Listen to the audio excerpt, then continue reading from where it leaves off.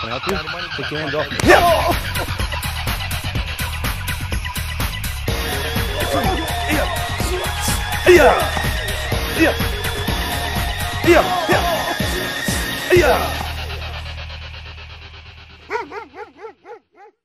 Hello, my name is Scott Rogers. Welcome to 12 Shots to Escape Any Street Fight. Purpose of this tape is to show you some basic techniques that can be learned quickly without a great deal of practice, and then could possibly protect your life in certain situations. We will by no means cover every possible situation, but we hope to give you a good basic outline of some techniques that you could use in a variety of situations that you may encounter.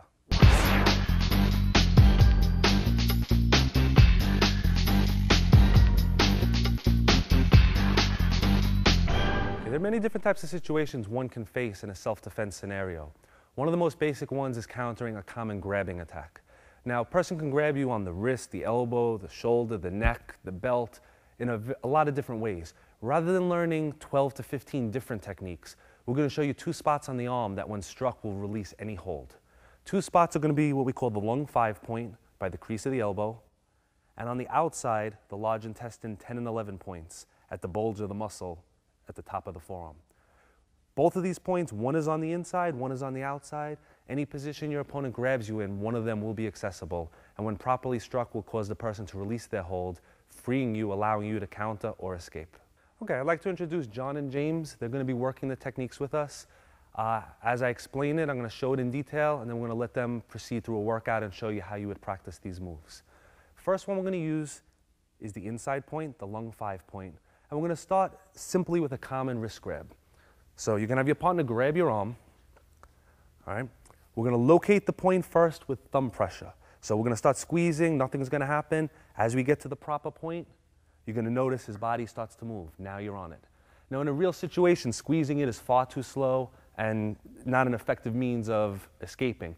So what we're going to do is take either an open hand, a closed fist, or a forearm. So we have 1, 2, or 3. It's your choice. You practice them all. Whichever one you like, you stick with it. And we want to strike it in a direction slightly towards us. And you'll notice the hand opens. A more severe blow, I'm going to just use my palm just to show the body motion, is going to bring him in, allowing you to follow up or escape. So as he grabs, you're going to locate the point. You're going to place your hand on the point so that you know where it is. And you're going to strike the point in a direction as if you were striking your leg or your stomach. So we're going to let you guys give it a try. So we're going to just do a same side wrist grab. Okay. All right, let's find the point first. Let's do the thumb pressure. So basically we want to be right up into there. You give a little squeeze, right? You get the body to turn, the knee to dip. Now you're going to place your fist or your open hand on the point. And then you're going to move back an inch or so and just give it a light follow through. That's it. When you're doing these drills, these are very painful and effective. So if you pound your partner's arm, he's only going to let you do it once. You won't get to practice it. Just use enough to get out, know in a real situation, you're going to put all your force into it and the results will be much better. Right? Why don't you give it a try? All right, find it first with thumb pressure. That's it. Now place the fist on it or the open hand, whichever one you choose. That's it. And you'll notice some people have a different pain tolerance. Some people feel tremendous pain. Some people say, I don't feel it, but they're always going to let go and the hand's going to open, and that's all that you're after.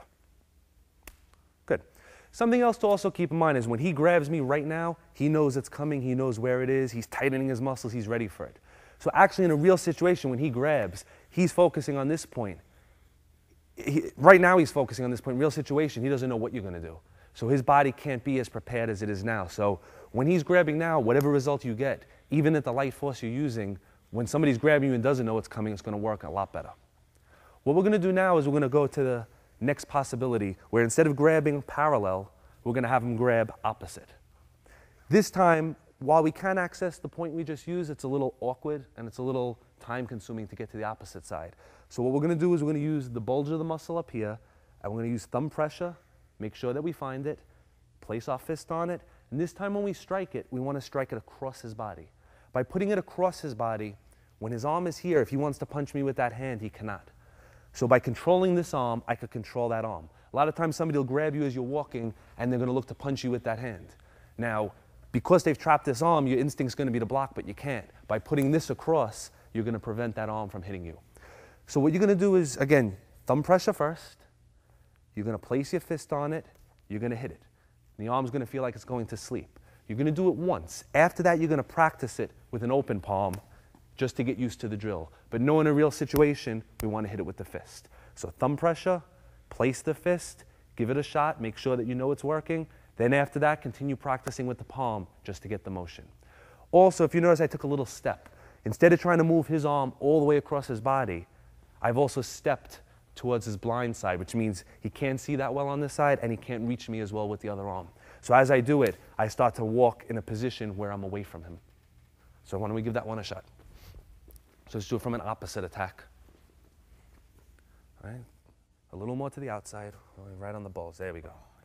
You'll know it when you find it. Now you're going to place the fist on it and just give it a light tap and a cross.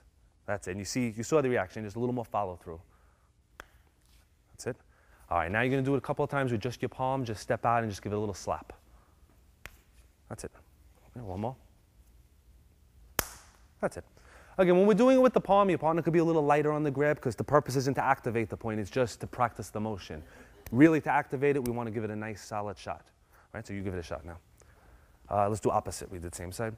Use the thumb pressure first. Now, basically, you're going to find the muscle here. It's approximately in there. You're on it. Right when you hit, right, place the fist a little more to the top. That's it. And pound down on it. A little more follow through. You slid off on that. Okay. You want to make sure you make contact at a 90-degree angle. We don't want to slide off or slide in a different direction. That's it. All right. Now, he's going to loosen up the grab a little bit. Just practice with your palm and try to step in with your left a little. That's it. And a little more in a downward motion. Dip your shoulders forward. Okay, one more time. Okay. With both of these techniques, when done properly, what's going to happen is we don't want to just hit left to right because this keeps his shoulders straight. When his shoulders are straight, he can rotate and punch.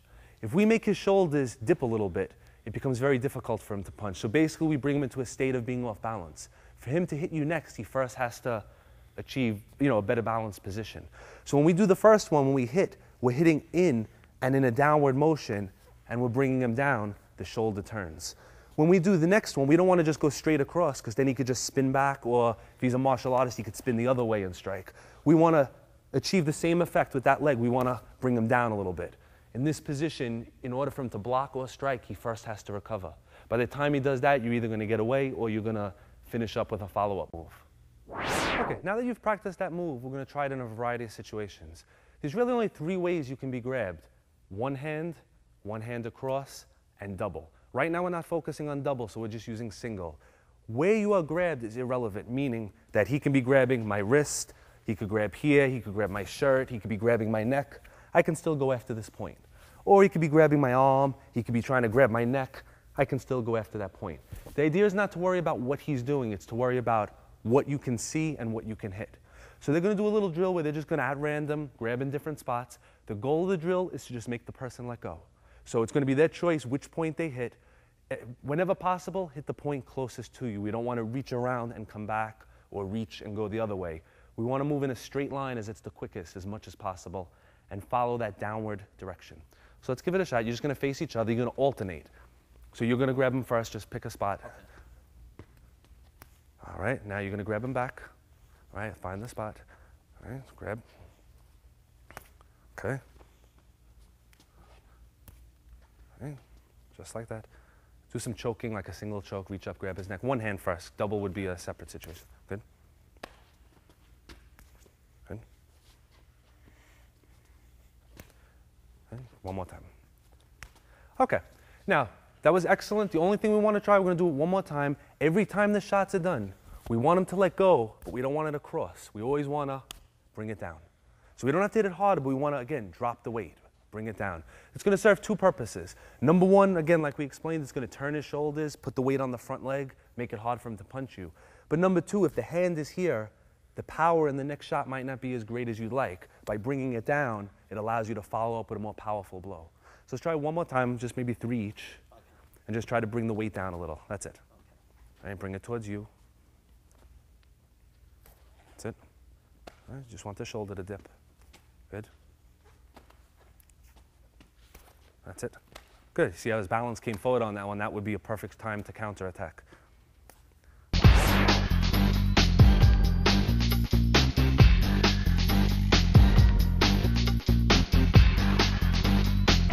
Okay, now that we covered single grabbing, we're going to move to grabbing with two hands. Obviously, when a person uses two hands, they're twice as strong. What we're going to try to do is focus mainly on the outside point. When they grab with both hands, the muscles are in such a way that the inside point, aside from being more difficult to access, is actually better protected.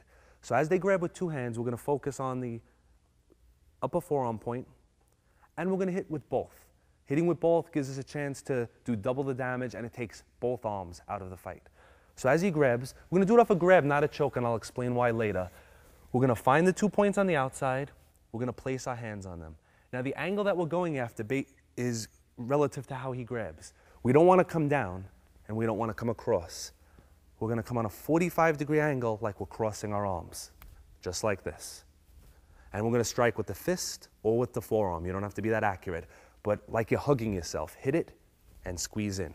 So as he grabs, find the spots. Make sure you're close to the elbow joint. Don't hit on the forearm. Find the area, lift up a little, hit down and in. What you'll notice is his arms came together and his chin came up, which would allow me to follow up immediately in a manner like that, if need be. So he's going to grab, down, and in. And when you actually strike, just watch the hand. You'll see the hand kind of goes like that and releases. So let's give that one a shot. Let's do it just twice each. That's it. Ready? That's it. One more time, because it starts to hurt after a while. Okay, we slid a little bit on that one. That's it. A little higher. There you go. One more time. Okay, very good. Now we're going to continue. If a person's grabbing you, right now the danger level is not that high. You may be nervous, you might not know what to do, although you should now that we've practiced it. But right now the danger level is pretty low because you're not being injured yet. Person reaches up to actually choke you, the danger level goes up a lot. This is a very dangerous technique. And when you practice it, he's being very nice. He has his hands there. But if he starts digging his thumbs in, it's going to be very uncomfortable immediately. This is also the opportunity for you to panic. And this is a spot that's going to happen. As soon as you feel those thumbs, you're going to get nervous. So what we want to do is make him let go of you as quickly as possible. So an easy way to remember it is he's putting his fingers in your throat. You put your fingers in his throat. What we're going to aim for is not the windpipe. We don't want to damage him permanently. We just want to make him let go. We're going to aim for the little hole below it. It's actually a pressure point called conception vessel 22. It's also known as the cough point, because when you poke in that area, the person's going to start coughing, grab their neck. If you do it hard enough, they're going to fall down. All we're going to take is our fingers and just poke. It could be all 4 fingers, or it could be 2 fingers. The key is not to do it very strong, and the key is to be relaxed. So it's kind of this motion. Now this is also an effective technique because it takes advantage of his line of sight. If he's choking me, he's looking at me. He's not looking down here. So if I reach up here, it may force him to choke harder or twist me or do something else. If I come up, let's move a little bit this way, through the center, by the time he sees it, he may not see it at all. He may just feel it. So it's a lot easier to make him let go. So as soon as he grabs, we're going to do this slow. You're going to find the hole, right? So I'm going to turn this way a little bit, and I'm going to drop this arm for a second. You're going to find the hole, and you're just going to press a little bit so you know where it is. You shouldn't be on the chest, and you shouldn't be on the windpipe. And you're just going to push in a little bit, and he's going to let go. Now, just like the other techniques, the quicker you do it, the quicker he moves. So if you go like this, he's going to move back just as quick and start coughing. In practice, take extreme caution. So he's going to grab. All right, we're just going to use one arm so you can see the angle. We're going to come up, no wind up, don't withdraw it, and just poke in. And just extend out. If this was a real situation, you may want to step with it and extend through to get a little bit more reach. So why don't you guys give that a try? So choking attack through the center, just make him release. Perfect. Good. And you grab him back. Good. Excellent. All right. Keep in mind the interchangeability of what we're doing. Right now, he can grab my arm and I can release, or he can grab my arm and I can get out using that point. So just because we're showing it in a certain format doesn't mean it can't be used in other ways. The job is, what we're trying to do is give you tools. Tools can be used in a variety of ways depending on what you're good at, what you like to do. Just know that striking somebody in the throat region is a much more dangerous technique than striking their arm. So if you were walking, somebody grabbed your arm, and you attacked their throat, depending on the circumstances, that might be an overreaction. Maybe if he grabbed your arm and he had a knife in the other hand, it wouldn't be. If he just grabbed your arm for some reason and you just wanted to get out, you're not doing serious injury and you don't have to worry as much. So when you're going for the throat, make sure that you know that that's potentially a dangerous technique and only use it appropriately.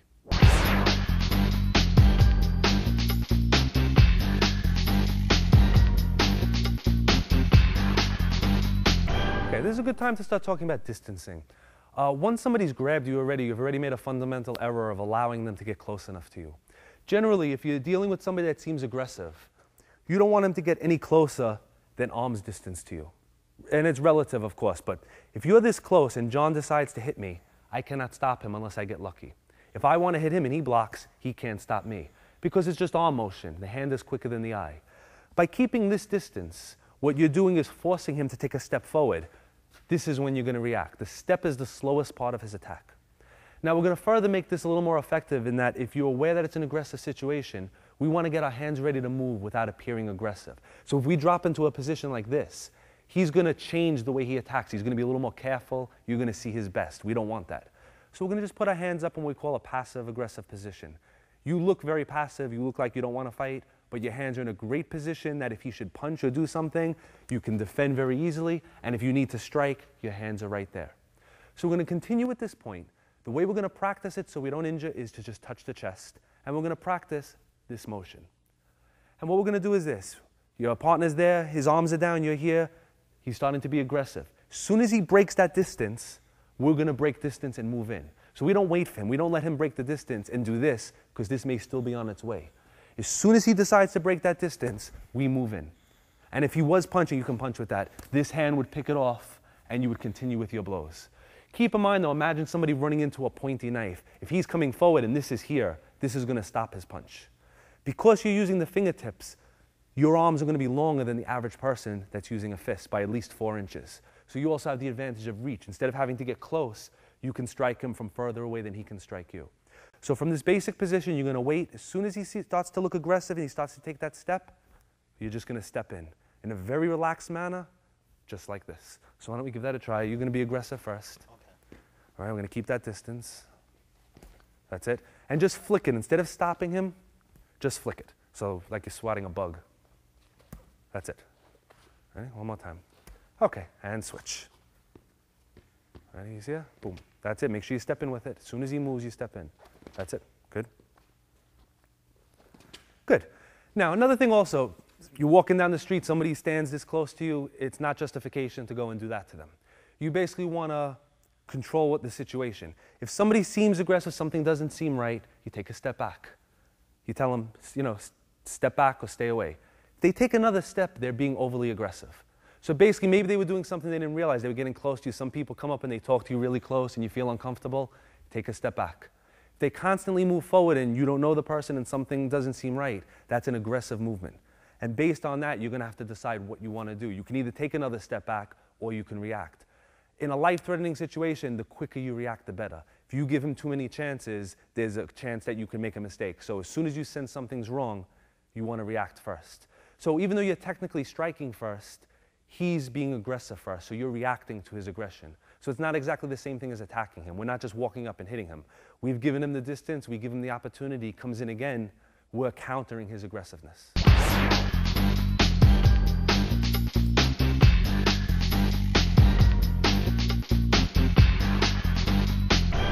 Okay, we're going to continue with some offensive techniques that you can use once you escape using some of the defenses that we've just done. We're going to work with a forearm swing and a palm strike. The use of the forearm and the palm is very easy to learn, requires no conditioning and very little practice to be effective. What we're also going to do is show specific spots that we want to try to attack, which are called pressure points that are going to actually cause the person to be stunned or knocked unconscious depending on the force of the blow. Any of the techniques that we use, we try to come under the line of sight, meaning we don't want to come left to right.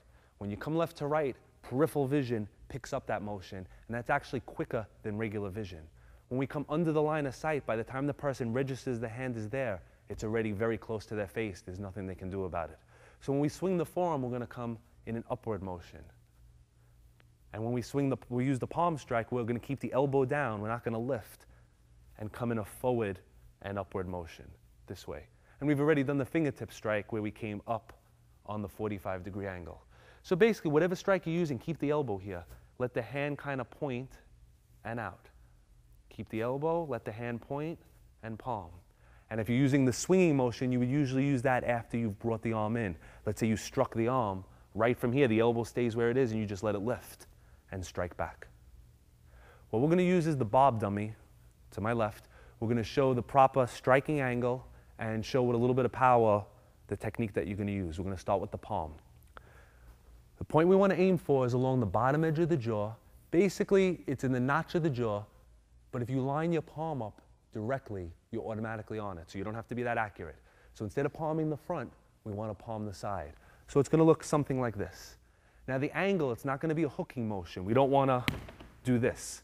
We want to direct the force up and in towards the brain center. So as we hit it, we're going to come up and direct back in this direction. So from here, in and up, in and up, just like that. All right, so we're going to let you guys give it a shot. Ready, John, you go first. You could use your left or your right hand. All right, one more. When you practice, one thing you want to watch for, just step back for 1 second, is that your center finger focuses to the eye. So you don't want to start it in this direction, because then as you hit, you tend to slide off. So on contact with the jaw, we'll show it this way, the center finger is pointing right to the eye. It's not pointing forward. So as you hit, you're here. And then as you follow through, as you extend, you maintain contact, you could let the arm twist out a little bit. So on contact, it's actually this motion, not this motion. So you need to be closer. This is close range. Real fights happen in this distance. They very rarely happen from a kicking or punching distance. Usually you're in close. You want to be able to come underneath and strike. So elbows in and strike. So let's try one more time. That's it. One more. Do two on your left. Okay, watch the center finger. That's it. All right, let's turn them a little. Okay, one more. Good. Yeah, give it a shot. All right, get nice and close. That's it. Let the arm more travel forward as you hit. That's it. So as you extend it, instead of letting it slide up, let it actually lift him back. Think like you want to knock him over or tilt his head back. That's it. In and up, like you're hitting directly to his brain. Perfect. Let's try it on the left. Good. All right, get a little more in front of him. We don't want to come from the side. We want to be directly in front. That's it. Good. Okay, so we have our palm strike. Elbows in, lift, and out, and out. So you're here, strike, strike. Second technique we're going to use is our forearm strike. Forearm strike, we can strike anywhere from the edge of the hand all the way down to mid-elbow region. So we're just going to swing, we're going to bend it slightly, and let it straighten out as we hit. Instead of chopping, it's not a karate chop, we don't want to do this. We want to kind of swing it like a baseball bat. So if you could keep that mental image in your mind when you do it, the technique will be a lot better. The region we're hitting is right over here next to the windpipe. It's called the stomach 9 point. It's the carotid sinus, and in the neck artery travels right through there. What we need to actually do is compress that artery momentarily to cause the person to pass out. So if we snap the blow, we may not compress it. It'll hurt, but we may not get the effect we want. We want to crunch it and really grind it in there, so we need to follow through a little bit more. So instead of stopping, just think in one direction and extend. So we're going to show it on the dummy. We're going to show it on this side so we can see it. The point is here. We're going to take the forward arm. You could simulate that you've blocked the punch or you've hit the other arm and just swing up and in. So think like you're pointing up to the ceiling. You're here, point up. All right, we'll do it one more time, point up. All right, we'll show it from the other angle. You're here, point up.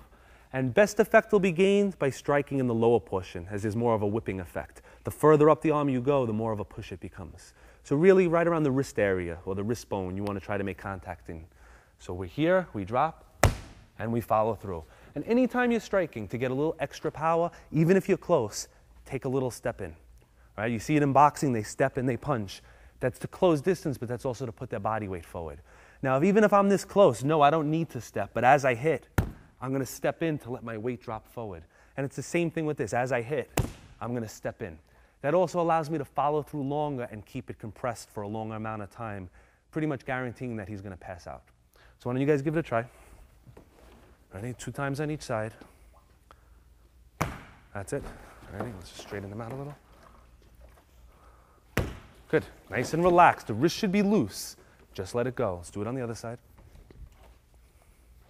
Good. And try to keep the elbow almost across his chest, so we don't want to lift it. All right, 45 degrees. That's it. Ready? Next. That's it. Just let the arm straighten out. Just follow through. If you knock him over, that's great. That's it.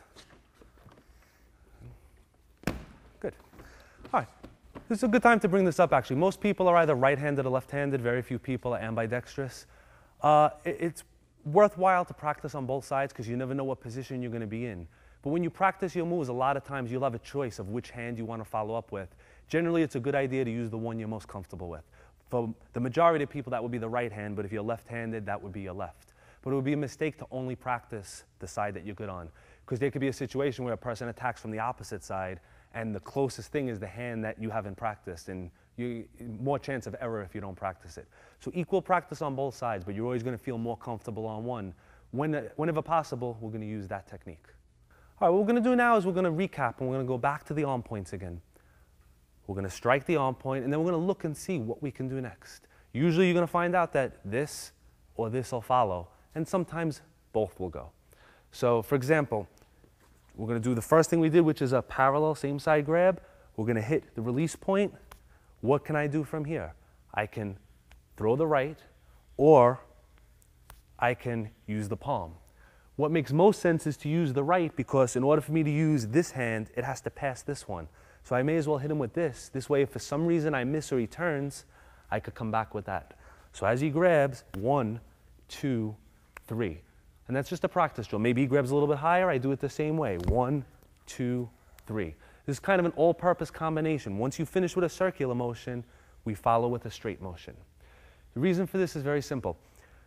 Body works in such a way that the body's divided in half by the solar plexus this way and divided by the center line. Anything you strike below the solar plexus is going to make him come forward, but he stays where he is. Anything you strike in a forward motion above the solar plexus is going to make him move back. The higher up you go, the more he moves back. If I was coming in here, he would take a few steps back. So what that really means to us is that if I hit him with that palm strike, I can't hit him with another hand technique. If he grabs and I just go right to here, I can't use my hand again. But because I'm coming sideways in a circular motion first, he's going to move a little bit, but he'll still be in range for this palm. And this is also going to bring us to our next technique, which is the kick to what we call the bladder region. Basically, between your belly button and your groin area, we have 3 pressure points in a straight line. Doesn't matter exactly which one is which. All you have to know is you have a big circle to strike. Now, the groin is an excellent target, except for the fact that every single man in every country of the planet is going to turn his leg when you go to kick it. But even as he turns his leg, this is still exposed. So if this was your main target, you won't be surprised when he blocks it with his leg or he starts to put his hand over there. This is what you're aiming for. And this kicking technique is going to follow our palm strike. So it's going to look something like this. All right, we're going to back up a little bit. We're going to strike the arm. We're going to hit the neck area. Now, he should be out from here, but for practice, we always keep going. We're going to palm. As he steps backwards, this gave us the room we needed, and it also gave us the time we needed to throw the kick to that region. Now, the way we do the kick is very simple. We just lift our leg and snap out using the ball of the foot or the toe of the shoe, depending on what you're wearing. Think of it like you're walking. Just walk and kick, just like that. It doesn't have to be very complicated. All I'm doing is constantly stepping forward. 1, I step in, I throw the palm, and now I just walk forward with another step, and I walk through with it. I don't kick and go back because then I can't continue. I kick. If he comes forward and he still didn't fall, I still have his head area and neck area to continue with the technique. So we're going to do this as a drill. He's going to grab either the wrist, the elbow, up here, it doesn't matter. 1, 2, 3, and walk forward and stop. So why don't you guys give that a shot with each other. Let's move up a little bit. All right, do everything slow. We already know that it works. 1, now step in with the All right, let's do the forearm shot first. Okay. So double swing, right? 1, 2, use the palm, just push him with it, and follow with the kick to the bladder region, just like that. Now you're gonna grab him back, and he's gonna give it a shot. 1, 2, 3, and kick. Good. When you practice, just push. You know that if you hit him, he's gonna go. So you just line up so that you're on the point and extend. That also trains your hand to use the proper motion. When you do it fast, you'll automatically use it the same exact way. So let's try it one more time.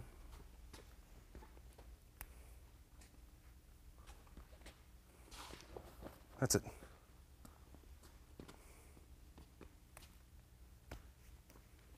Good. Now, with practice, you want to get it to the point that there are no pauses in the techniques, meaning that when he grabs, we don't want to go 1, 2, 3, 4. What we want to do is make a constant circle. So he's here, 1, 2, 3, 4. So it's kind of like you're dancing. 1, 2, 3, 4, and it comes up.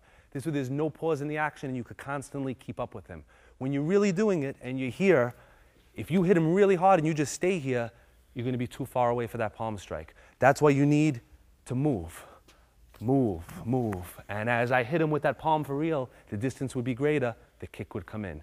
If for some reason he was still very close, we can use the knee to the exact same spot.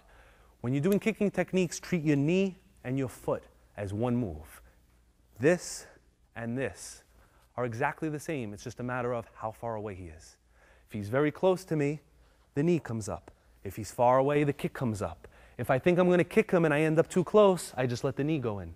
If I think I'm going to knee him and he starts to move away, I let the kick extend out. So don't treat it as a separate technique. It's the same target, the same manner that you're executing it. It's just a matter of either you're hitting with this part of your foot or with that part of your foot. So let's try one more time each. Right, nice and smooth. 1, 2, 3, 4, and back. 1, 2, 3, 4. All right, now we're going to try it again. We're just going to change the grabbing position. This time you're going to grab up high, just for variety's sake. 1, 2, 3, 4. Grabbing back. Good.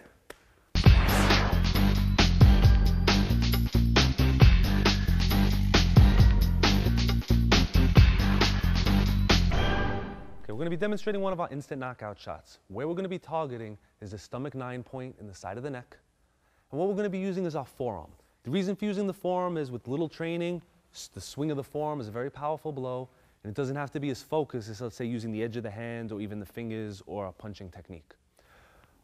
With this motion, this could come after blocking a punch, this could come off of a grabbing. For his safety, we're just going to demonstrate it off him grabbing. This way, we minimize the motion and nobody gets injured. So we're going to have John grab nice and tight. We're going to focus on this point. We're going to use the forearm. And we're going to bring him right down. Okay, as previously explained, the more pressure points you hit, the more damage that you do. So if he were to grab me in a real situation, I would be using one of the arm points, one of the body points, or one of the leg points before I came to the jaw point. What that would do is it would make it actually weaker. But what I want to actually just show you is how, with no setup at all, this one point becomes very sensitive. So as he grabs, we're just going to come from this position. I'm going to go slow so I don't injure him.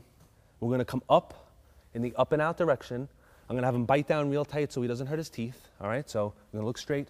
He's grabbing. We're not going to use a setup. We're going to come in, and it's going to bring him down. We sit him up. We have a special revival that we use to wake him back up a little. All right. Okay. At this point, I'd like to go over the proper revival techniques. The purpose of the revival techniques is to wake your partner up if you do a knockout, but most importantly, it's to make sure that he doesn't have any adverse effects. What can generally happen if you knock somebody out, they will wake up on their own, they won't just stay asleep forever, but when they wake up, they're going to have headaches, their stomach's going to hurt, they're just going to feel almost like they have a hangover.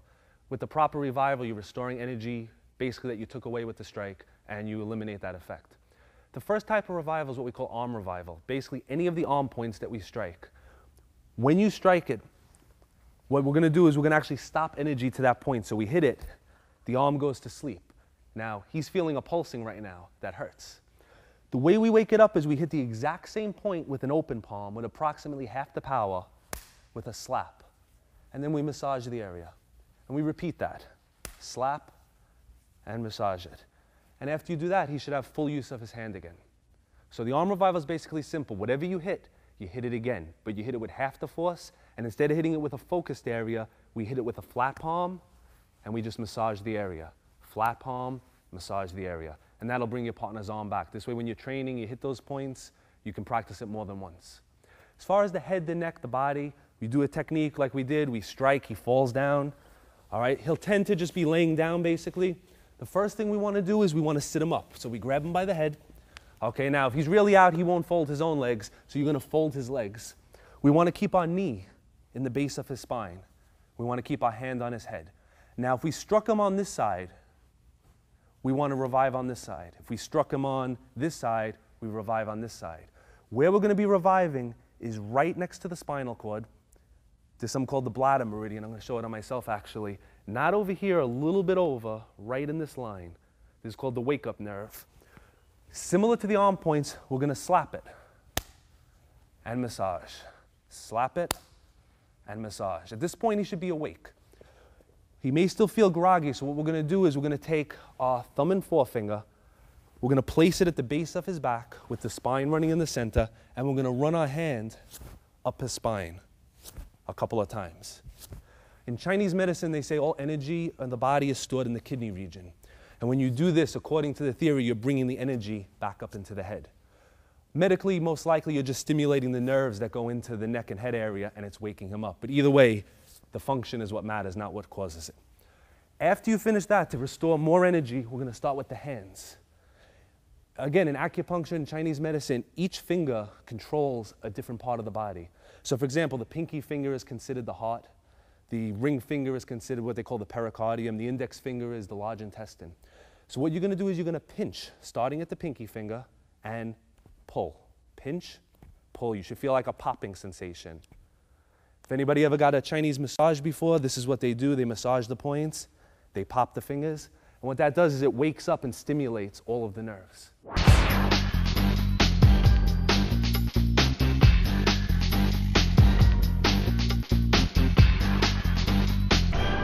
Okay, we're going to start with some rear attacks now. Rear attacks come in a variety of form. It could be like a bear hug type attack or a choking attack. We're going to use this to also transition into some groundwork. First thing we need to learn is how to do a proper roll. Now, there are a couple of reasons for this. Number one, this is actually a self-defense move against many rear attacks, which will be explained a little bit later. Number two, in anybody's lifetime, you have a much greater chance of falling, slipping on ice, falling off a ladder, tripping, and injuring yourself than you do of actually being in a life-threatening self-defense situation. So we could save you a lot of pain by learning to roll and not injuring yourself the proper way. To roll, the first thing we want to do is take a step forward. The reason for this is, number one, we're separating our legs, but number two, if the person grabbed us and knocked us off balance, this is going to catch our balance. Now, we're going to roll in two ways. We're going to start with our hands, then we're going to show you how to do it without your hands for when your arms are actually pinned. So we're going to take a step, we're going to form a triangle with our hands, and we're going to place it near the forward leg. As we go down, we're going to have a slight bend to the elbow. We don't want to lock it out. And when we roll, we're going to be rolling across our shoulder. As we get down, we're going to turn our head to the opposite side and begin to lift this leg up like a pendulum.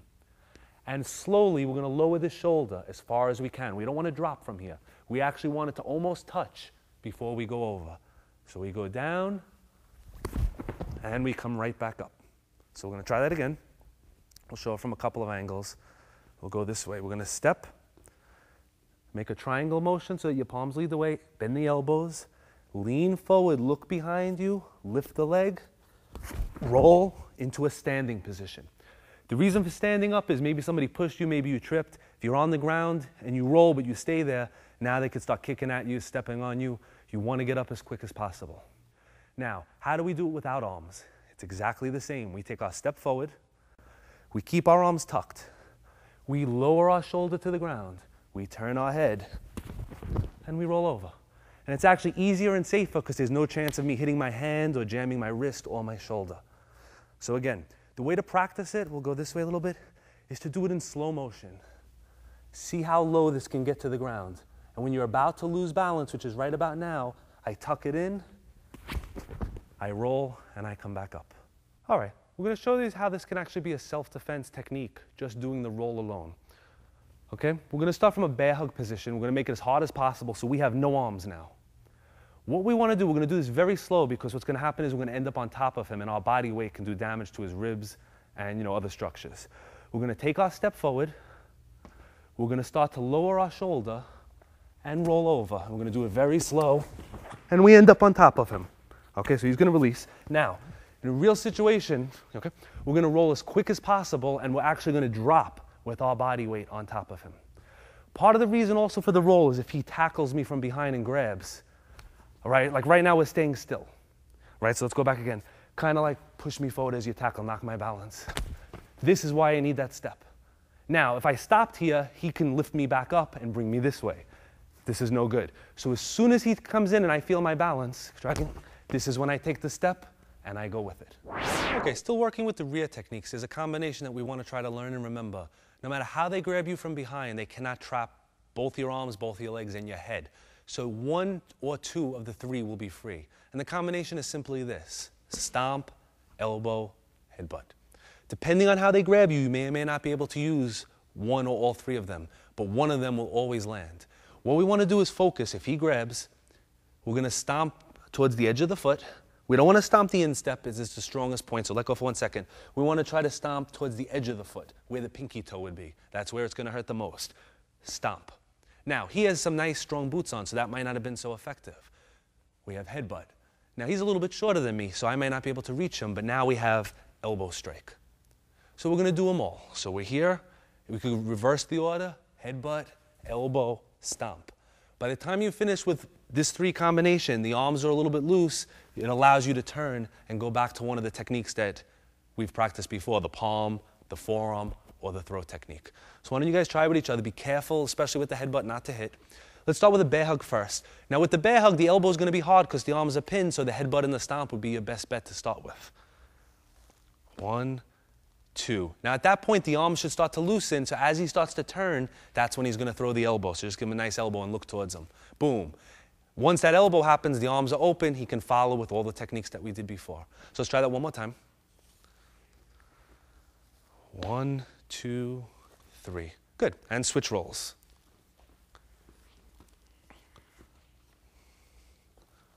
1, 2, 3. All right? So you reverse the order a little bit, but that's okay. It really doesn't matter which one you do first. Excellent. Now, we're going to take the same position, but this time we're going to use a choking position. Now, generally, they're a little bit shorter than I am. They're not going to reach up to choke me. So it's going to be a taller person choking a shorter person. So I'm going to choke them. The first thing he wants to do when the choke goes on is breathe. So with both arms, like doing a chin-up, he's going to peel my arm down. At this point now, he may be uncomfortable, but I can't choke him because his chin's in there. And now he's going to finish with that combination. He's going to stomp, he's going to swing his head back, and he maybe throw the elbow. At that point, if he wants to drop and roll and take me over, he can use the same technique that we did for the bear hug when we did our side roll. Right? So you give a shot at it. Same thing, it comes around. He wants to breathe first with both arms, pull down. From there, he has the stomp, the elbow, and the headbutt. Or he can just go right to the roll. There's no rule that says you have to do all three. When somebody has a hold on you, you're going to feel it. If you hit them with the elbow and crack their rib, they're going to let go. You don't need the other two. Or you may hit them, they don't do anything, you go to the next move. If they still don't do anything, you go to the next one. There's also another way to do this, that if he grabs, just grab somewhere. Once I release, I could just throw multiple elbows until he lets go. Or alternate stomps, or just keep headbutting. So you don't always have to switch either. These are just three options. Generally, if you're a very tall individual, the headbutt's not going to work for you because the person's head's going to be shorter. For shorter people, the headbutt's great because as he's a little bit lower, as I reach in, my head is right here. When he headbutts backwards, he's going to catch me in the eye and nose region, which is the most sensitive.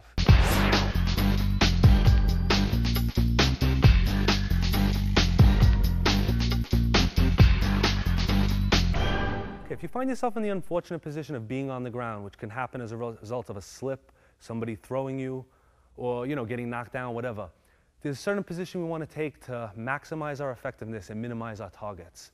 A lot of times you'll think that you're going to stay on your side and you'll be able to kick the person away.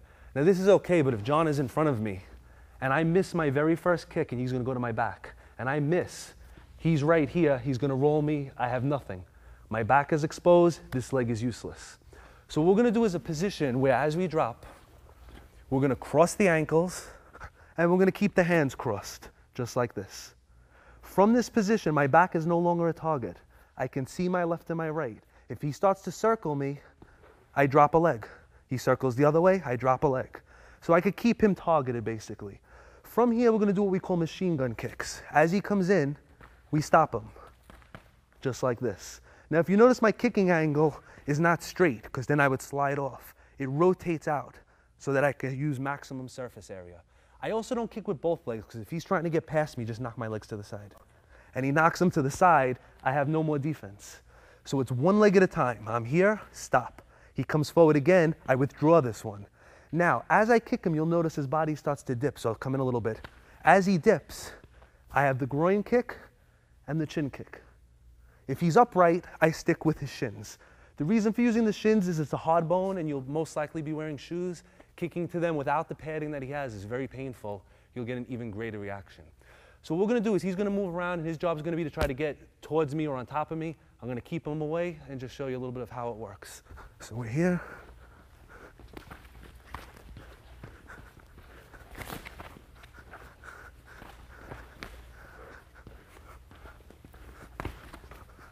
And it's something like that. Okay, we have two techniques from the ground that we want to cover. One is for outside control, one is for inside control. Person's on top of you throwing some punches, you got knocked down, they dropped on top, they're punching, or they're trying to choke you. Most people don't know how to get out of this position. If you start struggling from the ground or trying to hit from the ground, it's not going to happen. What we're going to do is use a technique called bridging. Bridging looks something like this. You lay on your back, you bend your legs, and you push. So what we're actually doing is lifting the person. But now lifting him is not going to be enough. We want him off of us. So as we lift, we're going to go to either our right shoulder or our left shoulder.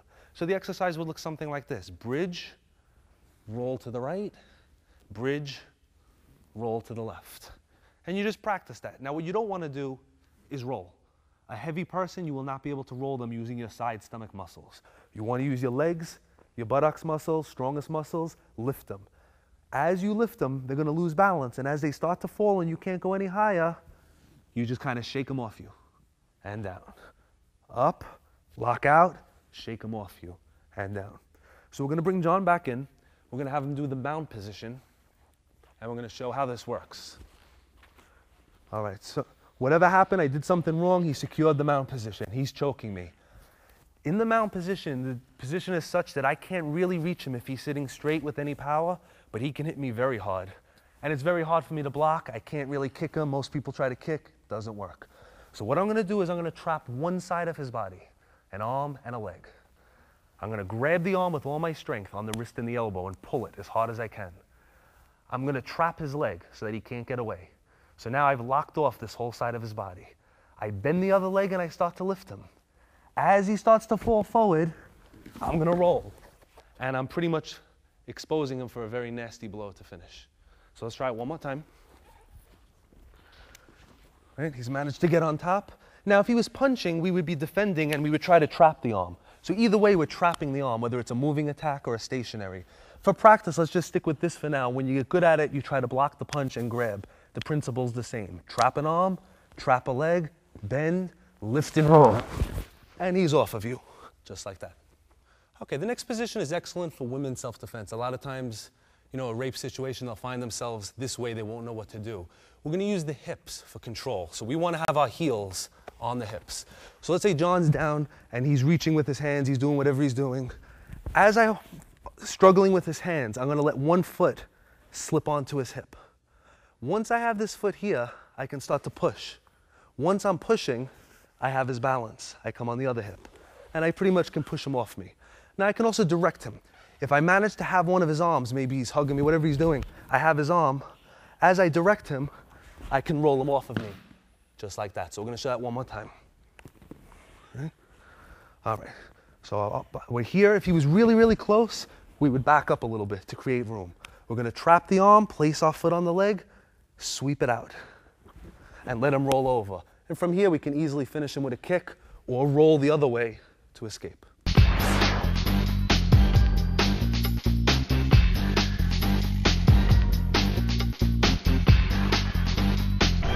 Okay, in the heat of a fight situation when adrenaline's flowing, Most common punch a person's going to throw is going to be a circular type punch. Even people that are well trained, sometimes you see boxers and they get into a fight, they start swinging wild. The reason being it's natural for a person to try to throw their whole weight into it.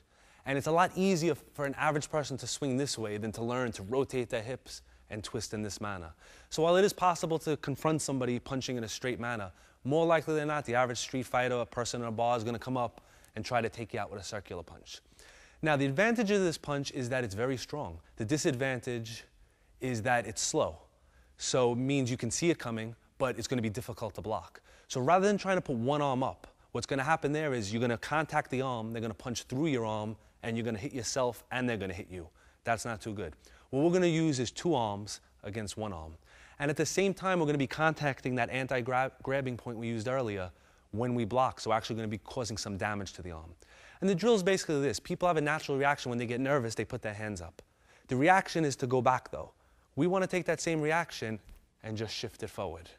Shift it forward. Again, we don't walk around in a fighting stance, so we're not going to do it from there. We're going to do it from here, shift, shift. In order for this to work properly, the hands need to be 6 to 12 inches apart. If they get any closer than that, it's the same effect as blocking with one arm, and the person can get through it, as we're going to show. So I'm just going to bring John out for a second to show it, and then we're going to work it together. We're going to do it really slow. As the punch comes in, we rotate in towards it. Right now we're doing a drill, and as a drill, there's no footwork. So he punches on the other side. If we were actually doing this in a self-defense situation, he would be moving in, and I would be moving in, closing the distance and preventing him from hitting me with the other arm. Once I'm this close to him, I'm inside his punching range. So the drill's going to look like this. 1, 2. Now I'm going to punch him. 1, 2. 1, 2. So you're actually facing the punch, just like this. 1, 2. So why don't you two guys give it a try. Start really slow. You don't have to punch fast, but don't throw punches like this. Nobody punches this way. Aim the knuckles on the jaw. And you could even do it at that speed, but get a proper distance. It's a lot closer than you might think. All right, nice and slow. 1, 2. Keep them 6 to 12 apart. 1, 2, and nice and relaxed. Drop the arms in between. 1, 2. Okay, now we're going to expand on this drill. We want to make a reflex happen that every time you feel this is going to shoot in. So we're going to go back to that knockout stunning point on the neck. He punches. 1, 2. Other side. 1, 2. And remember, real situation, we're going to be moving in with it and extending. Because it's a drill, we want to just get the body used to the motion. So 1, other side. And now I punch him. 1, forearm, other side. So let's give that a shot. Just be careful with the next shot. Just indicate it. Don't actually strike. 1, other side. 1. All right. Let's try to keep the hand open with the forearm. Keep it nice and relaxed. Okay, now this drill can go on forever, and we can actually use the same combination we did earlier where we go 1, 2, 3, and kick. So when you practice, take it to that point, but know that if you do it properly, this and this is going to put him down. If you had to get all the way up to the front kick, you made a lot of mistakes along the way. We always want to give ourselves a lot of room for error.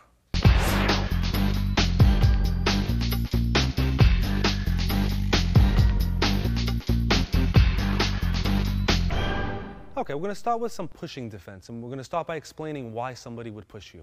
There are a couple of reasons. One reason is to set distance. The same way a boxer is going to use his jab to judge the distance for the knockout blow, a person pushes you to place a hand on you, they judge the distance, and then they usually follow up with a strike, which is a good reason to not let them do this. Second reason for them to push you is to create distance. If John was very close to me, the average puncher is very uncomfortable punching this close, so they want a little distance to extend their punch. Now, the theory of pushing is very simple, is to off-balance your partner. When he's standing next to me and I push him, he's off balance. When I go to hit him, it's going to be hard for him to block. Now, what we want to do is we want to turn the tables on him. As he pushes, if I let him push me nice and hard, I'm off balance. And if he wants to follow and hit, I have a problem. But if he pushes nice and hard and I rotate, he's off balance now. Now, at the same time we rotate, we're going to take our palm and we're going to come up to the jaw. So I'm going to show it from this angle.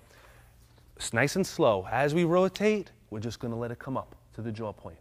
So it's almost like the faster he pushes here, the faster this hand comes up. So he's pushing, shoot right up.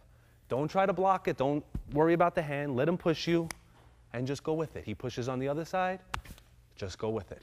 So I want you guys to give that a try. Do the pushing first and just rotate. Let's back up a little bit this way. Okay. Ready? Make sure you follow through with it. That's it. You don't have to do the palm yet. What you're going to do is he's just going to push, and don't tell him what shoulder you're doing. Try to relax. Do it by feel, not by sight. When you get good at this, you want to do it with your eyes closed. This way you're doing it with feeling, not with vision. It's not a reflex. It's a contact reflex, meaning you have to feel it. All right? So you lost that one a little bit there. Completely relax. Okay, now you're going to do it with him. Good. That's it. Okay, at this point we're going to add the palm strike. Now there's something that's going to happen that we want to avoid. As he pushes, the tendency is going to be to swing the arm. When you swing the arm, it's going to be very hard to hit the jaw on the proper angle. So we want to keep this pinned to our side. He pushes, it's pinned. And as I start to turn, it's going to shoot up. So again, that elbow is pinned just like when we come out, except we're just adding a little spin to it and coming up. Don't let it release from the body. So he pushes, shoot in an upward motion under the jaw. So let's give that a try. Watch the jaw contact. That's it. Good. All right, 3 times, and now you push him back. Ready? Good.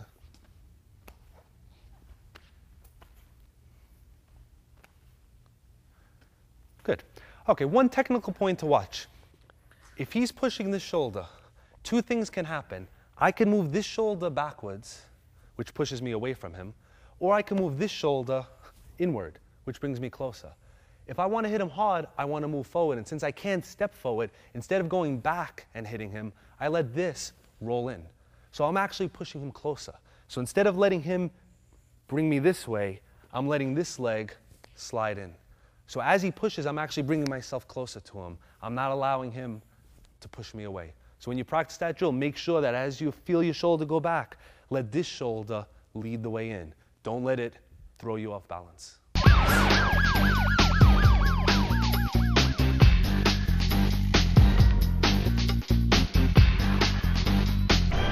Okay, what we're going to do now is show you a little reality scene. We're going to try to combine some of the elements of what we've taught using a variety of techniques. What we're going to do first is show you the wrong way. We're going to do some of the techniques in the wrong manner. You'll see what happens, obviously. Then we're going to show you where the mistakes were and then redo it the right way. Hey, what's this?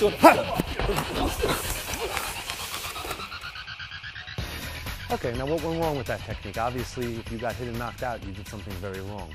The first part was good. We struck the first person, he went down. But by using our left hand, we left that side vulnerable to the second attacker.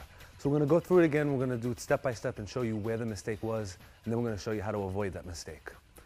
As I came out, I noticed John was here. I really didn't pay too much attention in this direction, and I was intent on hitting him.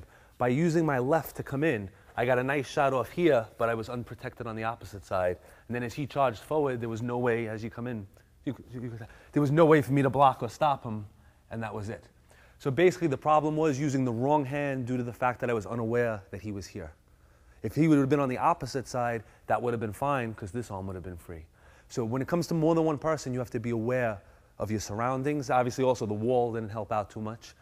And you have to be aware of what side the person attacking is on. So now we're going to do it again. We're going to show you the right way to do it. Hey, what's this?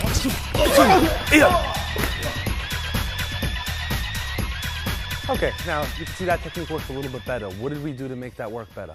The first thing was, as we came out, I noticed right away that he was standing in the corner. When he grabbed, we used that point that we practiced, the lung 5 point, to control him. So as he came forward, we struck it and created an obstruction, pausing him just long enough to throw a kick. That pretty much took care of him while he was still off balance. Then we finished with the palm. And then immediately we left the scene. There's no reason to stick around.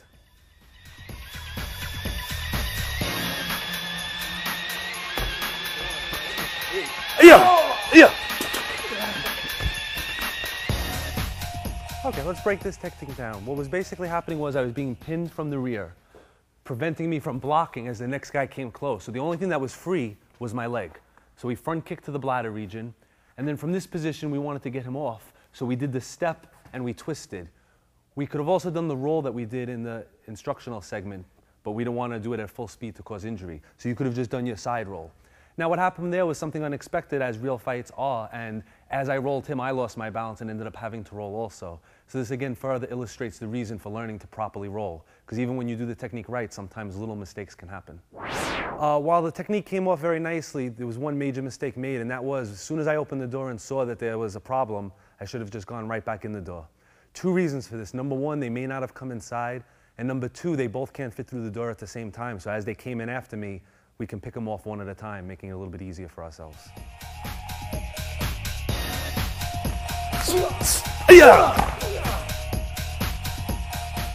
Okay, we're going to slow this one down a little bit and show why this one was so successful. Basically, as I came out, I was looking around, he approached, I used both arms in an aggressive motion. I didn't back off. That would have been the big mistake if he would have come in with the punch and I would have started to move back. The power of his punch would have sent me back and he would have just continued. So as he came in, we moved aggressively right into him. We went right for the knockout blow to the neck. 9 times out of 10, he's going to drop, but just in case, we finished with the knee to the bladder points. And then we stepped back and exited as quickly as possible.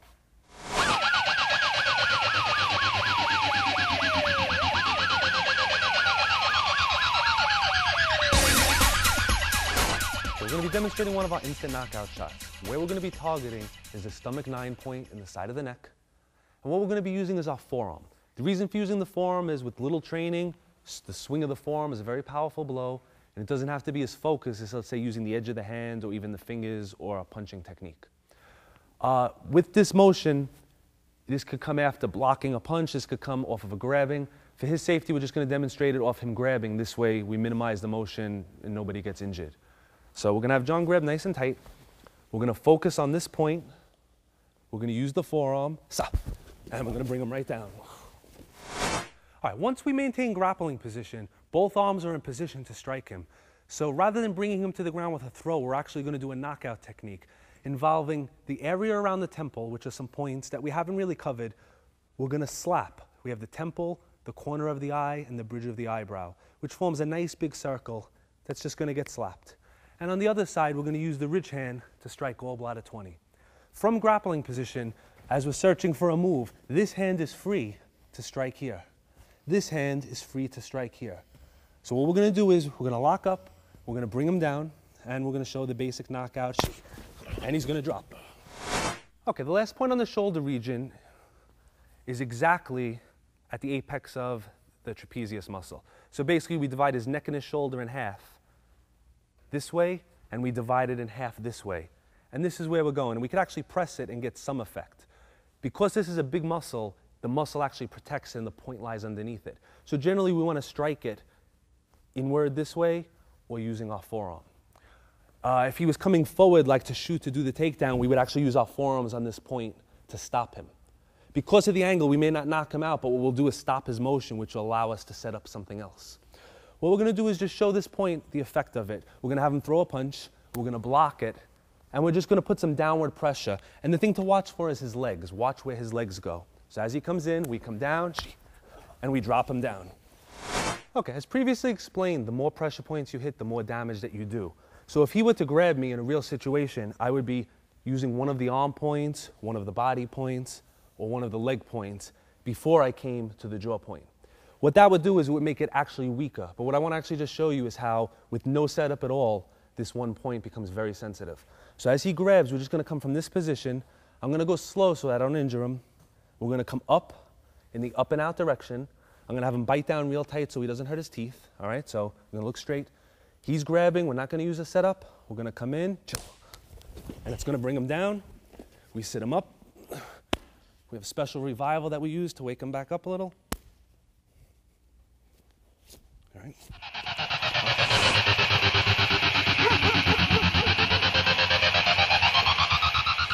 Something to watch for is that we did not cover every single possible attack. That would just be impossible. What we have done is given you the tools and the targets that on almost any attack you should be able to find one of the things that we worked on.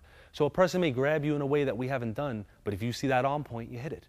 A person may push you in a different way, but if you know how to roll with it, roll with it. You're on the ground, you know how to do the kicks, you do the kicks. So they may be attacking you differently than you practice, but we're working on theory, not technique. If you learn one technique for every attack, you would have to know thousands of techniques and you still wouldn't be complete. But if you understand, the 10 or 12 basic theories that we've covered, it should pretty much carry you to most of those techniques. So again, understand the theory, understand how everything works, understand how the body reacts when you strike it and when you move it, and this should be able to allow you to defend yourself in multiple situations.